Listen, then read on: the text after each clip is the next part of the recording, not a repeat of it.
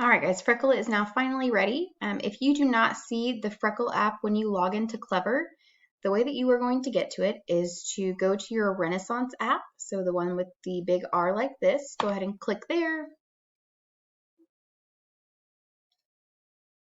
And when that logs you in, you should now also have a little app icon for Freckle. So you should have your star reading, maybe your star math, and then also an icon for Freckle. So go ahead and click on that. And that should log you straight into Freckle. So you can see we have math, we have English. Up here in the corner, it tells you how many minutes today you have been on Freckle. So keep in mind that if you are using it for just one subject, you are required to do that for 30 minutes a day. And then if you're using it for both subjects, then it's 30 minutes per subject per day. So either 30 minutes a day or 1 hour a day, depending on how many subjects you're using.